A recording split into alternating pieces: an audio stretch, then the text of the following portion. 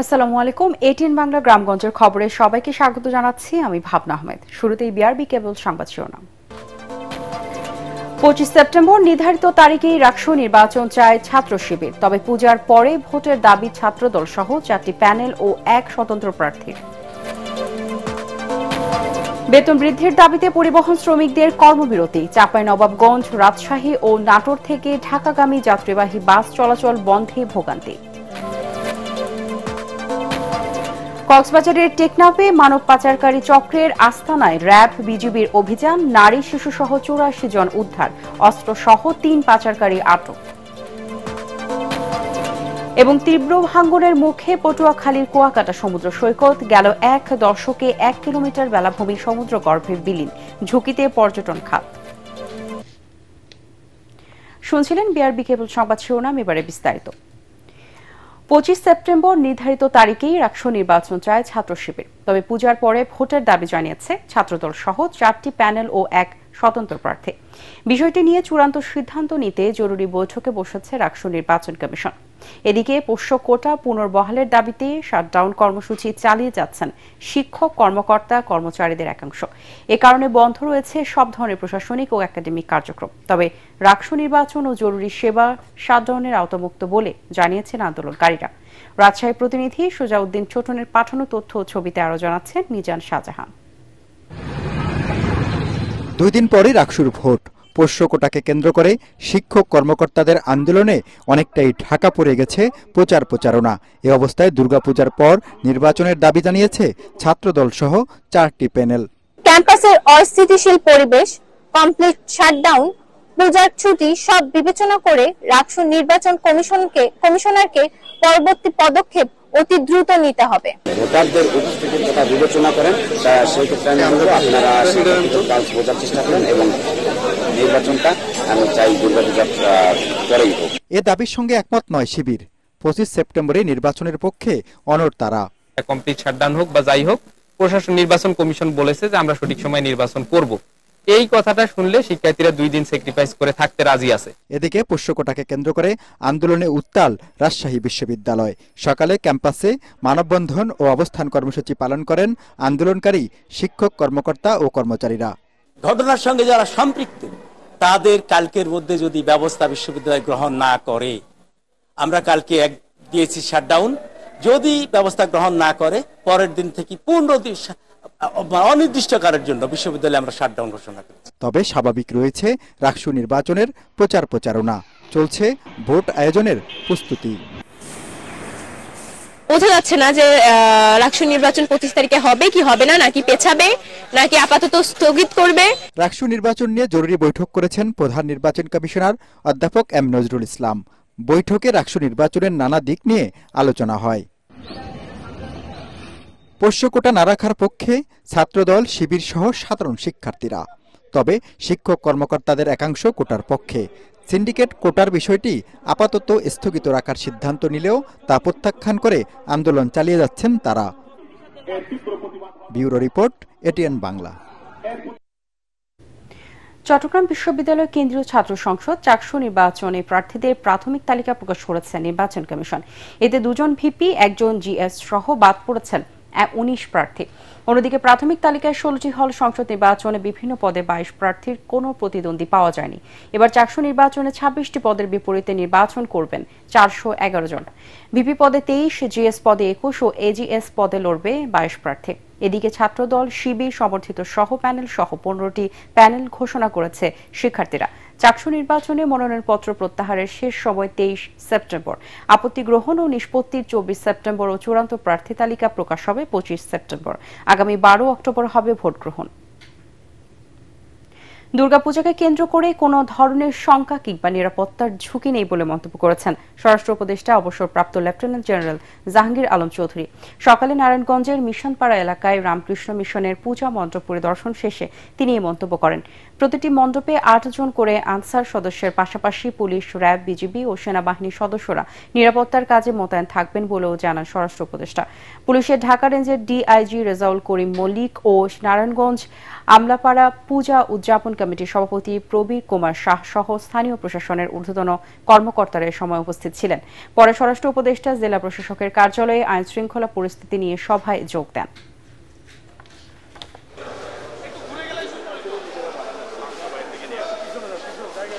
কোনো নিরাপত্তার ঝুঁকি নাই এবং প্রত্যেক জায়গায় কিন্তু সিসিটিভির ব্যবস্থা করা হয়েছে। সবগুলি পূজা মণ্ডপের জন্যই আমাদের এই ভাইয়েরা তাদের মানে ভলান্টিয়ার রাখবে 7 জন করে, আমাদের আনসার থাকবে 8 জন করে, এবং পুলিশ থাকবে, র্যাব থাকবে এবং সেনাবাহিনী থাকবে। এর অধিকন্তু আমরা কিন্তু প্রায় 80,000 এই মহিলা এবং শিশু বিষয় মন্ত্রণালয় থেকে ভলান্টিয়ার রাখতেছি। বেতন বৃদ্ধির দাবিতে শ্রমিকদের কর্মবিরতি জেরে অনির্দিষ্টকালের জন্য বন্ধ হয়ে গেছে চাঁপাইনবাবগঞ্জ, রাজশাহী ও নাটোর থেকে ঢাকাগামী যাত্রীবাহী বাস চলাচল। এতে চরম ভোগান্তিতে পড়েছেন এই রুটে চলা যাত্রীরা। সকালে নাটোরের হরিশপুর বাস টার্মিনালে দেখা যায় বাস চালক, সুপারভাইজার ও হেলপারদের কর্মবিরতির কারণে বন্ধ রয়েছে দূরপাল্লার বাস চলাচল। তবে জেলার অভ্যন্তরীণ রুটের বাস চলছে। বাস শ্রমিকরা জানায় দীর্ঘদিন ধরে স্বল্প বেতনে চাকরি করছেন তারা। বর্তমান দ্রব্যমূল্যের বাজারে এতে আর সংসার চলছে না, ফলে বাধ্য হয়ে কর্মবিরতি পালন করছেন তারা।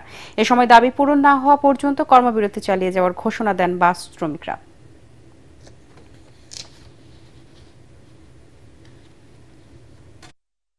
পরিবহন সেক্টর আমাদের বেতন ভাতা না বাড়ানোর কারণে আমরা এই সংগ্রাম চালিয়ে যাচ্ছি, এবং আগামী দিন আমাদের এই বেতন ভাতা যদি না বাড়ান তাহলে আমাদের রোডে ঘাটে গাড়ি ঘোড়া চলবে না। মাত্র আসলাম, এসে দেখি গাড়ি সব বন্ধ। আমার তো ঢাকাতে এখন বিশিফট অফিসও করতে পারতেছি না, যাইতে পারতেছি না গাড়ির সমস্যার কারণে। চট্টগ্রামে গ্যাস সিলিন্ডারের গুদামে বিস্ফোরণে দগ্ধ গুদাম মালিক মাহবুবুর রহমান মারা গেছেন। গতরাত 2:30টার দিকে ঢাকার জাতীয় বার্ন ও প্লাস্টিক সার্জারি ইনস্টিটিউটে চিকিৎসাধীন অবস্থায় তার মৃত্যু হয়। এর আগে শনিবার রাতে মারা যান ওই গুদামের 2 শ্রমিক ইদ্রিস ও ইউসুফ। এ ঘটনায় দগ্ধ 10 জনের মধ্যে 3 জনের মৃত্যু হল। গত 17 সেপ্টেম্বর সকালে চট্টগ্রামের চন্দনাইশ ও সাতকানিয়া উপজেলার সীমান্তবর্তী দ্বীপ চরতি এলাকায় মাহবুবুর রহমানের মালিকাধীন গ্যাস সিলিন্ডারের গুদামে বিস্ফোরণের পর আগুন ধরে যায়। এতে মালিক সহ কর্মরত 10 জন দগ্ধ হন। কক্সবাজারের টেকনাফে মানব পাচারকারী চক্রের আস্তানায় অভিযান চালিয়ে অপহৃত ও পাচারের শিকার নারী শিশু সহ 84 জন ভুক্তভোগীকে উদ্ধার করেছে র্যাব ও বিজিবি। এ সময় অস্ত্র ও গোলাবারুদ সহ 3 পাচারকারীকে আটক করা হয়। বিজিবি জানায় দীর্ঘদিনের গোয়েন্দা নজরদারি ও তথ্য সংগ্রহের ভিত্তিতে 21 সেপ্টেম্বর টেকনাফের বাহারছড়া ও রাজাছড়া এলাকার দুর্গম পাহাড়ে চিরুনি অভিযান চালায় র্যাব বিজিবি। এ সময় পাচারকারীরা যৌথ বাহিনীকে লক্ষ্য করে গুলি চালায় এবং কিছু জিম্মিকে পাহাড় থেকে ঢেলে ফেলে দেওয়ার চেষ্টা করে। এই ঘটনায় বাহিনীর সদস্যরা ভুক্তভোগীদের নিরাপত্তাকে প্রাধান্য দিয়ে পাল্টা গুলি না চালিয়ে কৌশলে পাহাড় ঘিরে ফেলে এবং প্রায় 12 ঘন্টার অভিযানে পাচারকারী 3 জনকে আটক ও অপহৃতদের উদ্ধার করে। তীব্র ভাঙনের মুখে পটুয়াখালীর কুয়াকাটা সমুদ্র সৈকত। গেল 1 দশকে সমুদ্র গর্ভে বিলীন হয়ে গেছে 1 কিলোমিটারের বেশি বেলাভূমি। এতে ঝুঁকিতে পড়েছে পর্যটন খাত সংশ্লিষ্ট বিনিয়োগ। তাদের দাবি, জলবায়ু পরিবর্তনে পানির চাপ বেড়ে সৈকতের যে ক্ষতি হচ্ছে তার চেয়ে বেশি দায়ী পানি উন্নয়ন বোর্ডের অপরিকল্পিত প্রকল্প। পটুয়াখালী প্রতিনিধি জাহিদ রিপনের রিপোর্ট, জানাচ্ছেন ফারহিন ইসলাম টুম্পা। ক্রমশ ছোট হয়ে আসছে সাগরকন্যা খ্যাত কুয়াকাটা সমুদ্র সৈকতের বেলাভূমি। জলবায়ুর প্রভাব ছাড়াও নানা অব্যবস্থাপনা এবং অপরিকল্পিত প্রকল্পের কারণে ধ্বংসের মুখে দেশের দ্বিতীয় বৃহত্তম এই সৈকত। স্থানীয় বাসিন্দা ও পর্যটন ব্যবসায়ীরা জানান, এরই মধ্যে নষ্ট হয়ে গেছে সি বিচ সংলগ্ন জাতীয় উদ্যান, ইকো পার্ক, বন বিভাগের সংরক্ষিত বনাঞ্চল, হাজার কোটি টাকার স্থাপনা। কুয়াকাটা সংলগ্ন 1300 মিটার সড়কের একটি বড় অংশই সাগরে বিলীন হয়ে গেছে। ঝুঁকিতে লেম্বুর চর, টুরিস্ট পুলিশ বক্স, সর্দার মার্কেট, কুয়াকাটা জামে মসজিদ, মন্দির সহ বহু স্থাপনা। প্রতি বছর সরকারি খরচে জিও ব্যাগ ফেলে বালু ক্ষয় রোধের চেষ্টা হলেও তা কোনো কাজে আসছে না, বরং দিন দিন এই সৈকত হারাচ্ছে সৌন্দর্য, কমছে পর্যটক। শঙ্কায় পর্যটন খাত সংশ্লিষ্ট বিনিয়োগকারীরাও। দীর্ঘ 10 থেকে 15 বছর যাবত এই বালু ক্ষয়ের কারণে আমাদের এই কুয়াকাটা ছোট হয়ে আসছে। পর্যটনের জন্য এটা আমাদের হুমকি, এবং যে সমস্ত মানুষ জায়গা জমি কিনে এখানে স্থাপনা করার জন্য আশা হারাই ফেলতেছে। নিরাপদ সি বিচটা যেন সুন্দর এবং নান্দনিক হয়, পাশাপাশি যেন সি বিচ রক্ষার জন্য দীর্ঘমেয়াদী প্রকল্প খুব দ্রুত সময়ের মধ্যে নেয় সরকার। ভাঙন ঠেকাতে 759 কোটি টাকার প্রস্তাবিত প্রকল্পের অনুমোদন পেলে কাজ শুরু হবে বলে জানান পানি উন্নয়ন বোর্ড কর্তৃপক্ষ।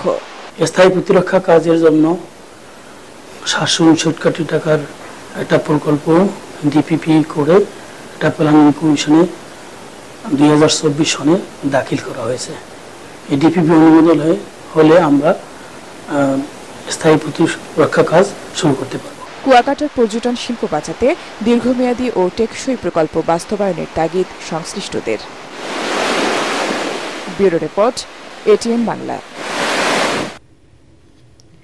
গাজীপুরের টঙ্গীর নতুন বাজার রেলগেট সাহারা মার্কেট এলাকায় কেমিক্যাল গোদামে বিস্ফোরণের ঘটনা ঘটেছে। বিস্ফোরণে সৃষ্ট আগুনে ফায়ার সার্ভিসের এক কর্মকর্তা ও 4 জন ফায়ার ফাইটার দগ্ধ হয়েছেন। আগুন নিয়ন্ত্রণে ফায়ার সার্ভিসের 7 ইউনিট কাজ করছে। বিকেল 4:30টার দিকে টঙ্গী বিসিক শিল্প নগরীর সারা মার্কেট এলাকায় একটি পোশাক কারখানায় ব্যবহৃত কেমিক্যালের গুদামে এই ঘটনা ঘটে। বন্ধ হয়ে যাচ্ছে দেশের সর্ববৃহৎ সিনেমা হল যশোরের মণিহার। সনাতনী রূপালী পর্দা বন্ধ হলেও চালু থাকবে সিনেপ্লেক্স। মানসম্মত চলচ্চিত্রের অভাব ও ডিজিটাল প্ল্যাটফর্মের অভাবে দর্শক না পাওয়ায় অব্যাহত লোকসানের মুখে সিনেমা হলটি বন্ধ করে দিতে বাধ্য হচ্ছেন বলে জানিয়েছেন মালিকপক্ষ। যশোর প্রতিনিধি তামান্না ফরজানার রিপোর্ট জানাচ্ছেন মিজান শাহজাহান। 1983 সালের 8 ডিসেম্বর যাত্রা শুরু করে দেশের সবচেয়ে বড় সিনেমা হল মণিহার। কাজী মোহাম্মদ হানিফের নকশায় নির্মিত হলটিতে 1430 জন দর্শকের সিনেমা দেখার সুযোগ রয়েছে। একসময় মণিহারের সিনেমা দেখতে Japan, Korea, Africa, Australia, Russia, England সহ আর অনেক দেশ থেকেও চলচ্চিত্র প্রেমীরা ছুটে আসতেন। এই সিনেমা হলটাও আসলে থাকবে না, এটাকেও ভেঙে ফেলা হবে। তাই এইটা শুনে আসলে একটা খারাপ লাগলো। বন্ধের খবর চারিদিকে ছড়াচ্ছে, প্রতিটা মানুষের মনেই হচ্ছে একটা আবেগ কাজ করছে। এই সিনেমা হলটা থাকুক এখানে যেভাবে আছে, এটা বাংলাদেশের আমি মনে করি একটা ঐতিহ্য। কোরবানি ঈদের পরে এখনো পর্যন্ত আমরা একটা নতুন ছবি পাইনি, তাহলে এই যে সুবিশাল একটা মণিহার সিনেমা হল, এটা কেমন করে চলবে? রূপালী পর্দার সেই সোনালী অতীত এখন কেবলই গল্প। দেশের অধিকাংশ সিনেমা হল এখন রূপ নিয়েছে বাণিজ্যিক মার্কেটে। মণিহারও অব্যাহত লোকসানের মুখে।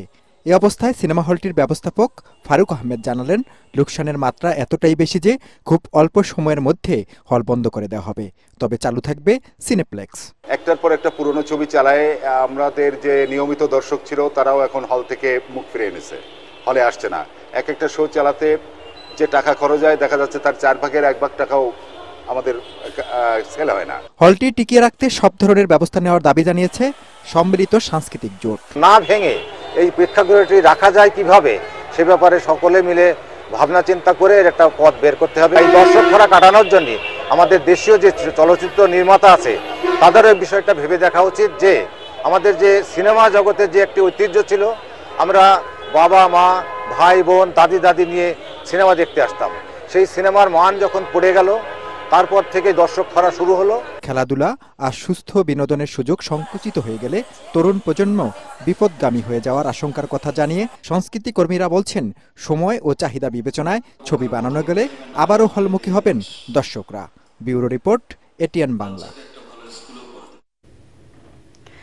ঢাকা সিলেট মহাসড়কের 6 লেন প্রকল্পের নরসিংদী বাইপাস সড়কের ভূমি অধিগ্রহণে অনিয়মের অভিযোগ উঠেছে। ভুক্তভোগীদের অভিযোগ, জমি, বাড়ি, কারখানা ও দোকানপাটের ন্যায্য মূল্য পাচ্ছেন না তারা। নরসিংদী থেকে আলামিন হোসেনের পাঠানো তথ্য ও ছবিতে আরো জানাচ্ছেন শরীফুল ইসলাম। 2021 সালে জাতীয় অর্থনৈতিক পরিষদে পাশ হয় 16,000 কোটি টাকা ব্যয়ে 210 কিলোমিটার ঢাকা সিলেট মহাসড়ক 6 লেনে উন্নীতকরণ প্রকল্প, যার সিলেট অভিমুখে নরসিংদী অংশে গুরুত্বপূর্ণ 52 কিলোমিটার এলাকা। তবে যানজট কমাতে নরসিংদীর প্রবেশমুখ শিমুলতলা থেকে বাঘহাটা পর্যন্ত 7.2 কিলোমিটার বাইপাস সড়ক নির্মাণের জন্য ভূমি অধিগ্রহণ চলছে। আর এই সুযোগ কাজে লাগাচ্ছে কিছু অসাধু ব্যক্তি। টাক্সার পুরনো আমার আব্বার আমল থেকে, এখন যদি এটা যদি বাণিজ্যিক রেট না দেয় তো আমার ক্ষতির শেষ থাকে না। আমাদের 6 লাইন সমস্যা নাই, কিন্তু আমাদের ন্যায্য মূল্যটা পাওয়ার জন্য আমরা সবার কাছে এটা আবেদন জানাই। ভুক্তভোগীদের অভিযোগ, দালালদের টাকা না দিলে মিলছে না জমি, বাড়ি ও দোকানপাটের ন্যায্য মূল্য। এমনকি বাণিজ্যিক কারখানাকে দেখানো হচ্ছে খালি জমি। বাড়ির রাস্তা যাচ্ছে এই আবার কৃষি জমি হয় কেন্দ্রে, এই যে কৃষি জমির বলে দাম দিব, আমি এই দামে আমি রাজি না। ভূমি আইনের মাঝে আছে বর্তমান সিটিতে যদি টেক্সটাইল মিল থাকে তাহলে তারা টেক্সটাইল মিল লিখতে বাধ্য, বাণিজ্যিক দিতে বাধ্য। তারা কেন দিচ্ছে না? ঘুষ দেয়, টেহা দেয়, টেহা করে সেই টেহা পাইয়া হারা করে বাড়ায়। মানে আমরা দইটা দিতে পারি না, আমরা গরিব মানুষ, আমরা করতে দিমু, আমরা খাইতাম ওই পারি না, আমরা ঘুষ দিমু করতে। ন্যায্য মূল্য না পেলে অনেক শিল্প প্রতিষ্ঠান ও মালিকরা নিঃস্ব হয়ে যাবে বলে দাবি ব্যবসায়ী প্রতিনিধিদের। আমি ব্যবসায়ীদের প্রতিনিধি হিসাবে আমার জোর দাবি আমার মাননীয় জেলা প্রশাসক সাহেব, আমাদের যে শিল্প যে রেট আছে ওই রেটটা দিলেই আমাদের শিল্প মালিকরা আলহামদুলিল্লাহ খুশি। অভিযোগের পরিপ্রেক্ষিতে বিভাগীয় কমিশনারের টিম সরেজমিনে পরিদর্শন করেন। কেউ যেন ক্ষতিগ্রস্ত না হয় সেভাবেই জমি অধিগ্রহণ করার আশ্বাস দিয়েছেন জেলা প্রশাসক। কাউকে বঞ্চিত করা হচ্ছে না, সরকারের স্বার্থ সর্বোচ্চ সংরক্ষণ করা এবং জনগণের যাতে কোনো ক্ষতি না হয় সেই উভয় বিষয়টাই লক্ষ্য রেখে অধিগ্রহণের কার্যক্রম আমরা সম্পন্ন করছি। জমির ন্যায্য মূল্যের দাবিতে জেলা প্রশাসক ও বিভাগীয় কর্মকর্তার কাছে অভিযোগ ও মানববন্ধন করেছেন ভুক্তভোগীরা। দ্রুত তদন্ত সাপেক্ষে ন্যায্য মূল্য নির্ধারণ করবে কর্তৃপক্ষ, এমনটাই প্রত্যাশা স্থানীয়দের। Bureau report, ATN Bangla. আগামী ডিসেম্বরের মধ্যে আশুগঞ্জ থেকে আখাউড়া 4 লেন প্রকল্পে ঢাকা সিলেট মহাসড়ক অংশের কাজ শেষ হবে বলে জানিয়েছেন সড়ক ও জনপথ মন্ত্রণালয়ের সিনিয়র সচিব এহসানুল হক। দুপুরে ব্রাহ্মণবাড়িয়ার আশুগঞ্জ থেকে আখাউড়া 4 লেন প্রকল্পের কাজ পরিদর্শন শেষে তিনি কথা জানান। এই প্রকল্প নিয়ে যে জটিলতা সৃষ্টি হয়েছিল ইতিমধ্যে সকল জটিলতা শেষ হয়েছে বলেও জানান সিনিয়র সচিব। ব্রাহ্মণবাড়িয়ার জেলা প্রশাসক দিদারুল আলম সহ সড়ক ও জনপথ বিভাগের কর্মকর্তারা এ সময় উপস্থিত ছিলেন। 21 টেলিভিশন ও দৈনিক সংবাদে রংপুর প্রতিনিধি লিয়াকত আলী বাদলকে অস্ত্রের মুখে তুলে নিয়ে নির্যাতন করার প্রতিবাদে মানববন্ধন ও বিক্ষোভ করেছেন সাংবাদিকরা। দুপুরে রংপুর প্রেস ক্লাবের সামনে মানববন্ধনে বিভিন্ন প্রিন্ট, ইলেকট্রনিক মিডিয়া ও অনলাইনে কর্মরত সাংবাদিক সহ বিভিন্ন উপজেলার সাংবাদিকরা অংশ নেন। রংপুর সাংবাদিক ইউনিয়নের সভাপতি সালেকুজ্জামান সালেক ও সাধারণ সম্পাদক মাজহার মান্নান সহ অন্যান্যরা এ সময় বক্তব্য রাখেন। বক্তারা অভিযোগ করেন সাংবাদিক বাদল অটোরিকশা লাইসেন্স দেবার নামে রংপুর সিটি কর্পোরেশনের 5 কোটি টাকা বাণিজ্য করার খবর প্রকাশ করলে তার উপর হামলা চালানো হয়। সিলেটে অবৈধ যানবাহনের বিরুদ্ধে অভিযান চালিয়েছে পুলিশ। সকাল থেকে নগরের রিকাবি বাজার সহ 5টি পয়েন্টে একসাথে অভিযান চালানো হয়। দুপুর পর্যন্ত অভিযানে অবৈধ ব্যাটারি চালিত রিকশা, টমটম ও কাগজবিহীন অটোরিকশা সহ অর্ধশতাধিক যানবাহনের বিরুদ্ধে ব্যবস্থা নেওয়া হয়। Sylhet metropolitan police commissioner Abdul Kuddus Chowdhury এই অভিযান পরিচালনা করেন। ময়মনসিংহের ভালুকায় ঢাকা ময়মনসিংহ মহাসড়কের পাশ থেকে ভাসমান ও অবৈধ দোকান উচ্ছেদ করেছে উপজেলা প্রশাসন এবং সড়ক ও জনপথ বিভাগ। যানজট ও জনদুর্ভোগ কমাতে সকালে উপজেলার ভরাডোবা এলাকায় অভিযান পরিচালিত হয়। এ সময় মহাসড়কের পাশের অনেক দোকান গুড়িয়ে দেওয়া হয়। ভালুকা উপজেলা নির্বাহী কর্মকর্তা হাসান আব্দুল্লাহ আল মাহমুদ ও উপজেলা সহকারী কমিশনার ভূমি ইকবাল হোসাইন সহ সড়ক ও জনপথ বিভাগের কর্মকর্তারা এ সময় উপস্থিত ছিলেন। বগুড়া সরকারি আজিজুল হক কলেজ ক্যাম্পাসে বন্ধ আবাসিক 3টি হল তিতুমির, শেরেবাংলা ও আক্তার আলী মন খুলে দেওয়ার দাবিতে মানববন্ধন করেছেন সাধারণ শিক্ষার্থীরা। সকালে কলেজের একাডেমিক ভবনের সামনে এই মানববন্ধন অনুষ্ঠিত হয়। এ সময় শিক্ষার্থীরা বলেন, ছাত্র সংঘাতের জের ধরে সরকারি আজিজুল হক কলেজের আবাসিক হলগুলো 16 বছর ধরে বন্ধ রয়েছে।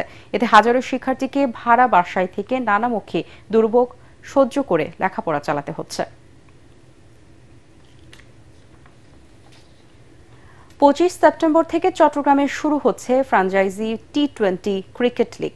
আজ চট্টগ্রামে এক সংবাদ সম্মেলনে আয়োজক স্পটিফাই ইভেন্টসের ফজলে দায়ান জানান, চট্টগ্রামের 6টি খ্যাতনামা ক্রিকেট ক্লাবের অংশগ্রহণে আয়োজিত টুর্নামেন্টে 2 গ্রুপে বিভক্ত ডাবল লিগ পদ্ধতিতে 15টি খেলা অনুষ্ঠিত হবে। চট্টগ্রাম জেলা স্টেডিয়ামে অনুষ্ঠিতব্য এই খেলার মধ্য দিয়ে স্থানীয় পর্যায়ে ক্রিকেটের প্রতি আগ্রহ বাড়বে এবং নতুন ক্রিকেট প্রতিভা উঠে আসবে বলে আয়োজকরা আশা প্রকাশ করেন। সৃজনশীল উদ্যোক্তা তৈরিতে নওগাঁর মাসব্যাপী উদ্যোক্তা উন্নয়ন শীর্ষক প্রশিক্ষণ কোর্সের উদ্বোধন করা হয়েছে। দুপুরে নওগাঁ সরকারি কলেজ অডিটোরিয়ামে বাংলাদেশ ব্যাংকের সহযোগিতায় পূবালী ব্যাংক নওগাঁ শাখার আয়োজন করে। অনুষ্ঠানে বাংলাদেশ ব্যাংক বগুড়া অফিসের পরিচালক সর্দার আল ইমরান ও পূবালী ব্যাংক বগুড়া অঞ্চল প্রধান ও উপমহাব্যবস্থাপক ASM রায়হান শামীম সহ অন্যান্যরা উপস্থিত ছিলেন। প্রশিক্ষণ কোর্সে 25 জন তরুণ উদ্যোক্তা অংশ নিচ্ছেন। নাটোরে জেলা প্রশাসক গোল্ড কাপ ফুটবল টুর্নামেন্ট সদর উপজেলা দল চ্যাম্পিয়ন হয়েছে। নাটোর স্টেডিয়ামে অনুষ্ঠিত ফাইনালে তারা 1-0 গোলে বড়াইগ্রাম উপজেলা দলকে হারায়। খেলা শেষে বিজয়ীদের মধ্যে পুরস্কার বিতরণ করেন জেলা প্রশাসক আসমা শাহিন, পুলিশ সুপার তারিকুল ইসলাম ও জেলা ক্রীড়া সংস্থার কর্মকর্তা এ সময় উপস্থিত ছিলেন। মোট 8টি দল টুর্নামেন্টে অংশ নেয়।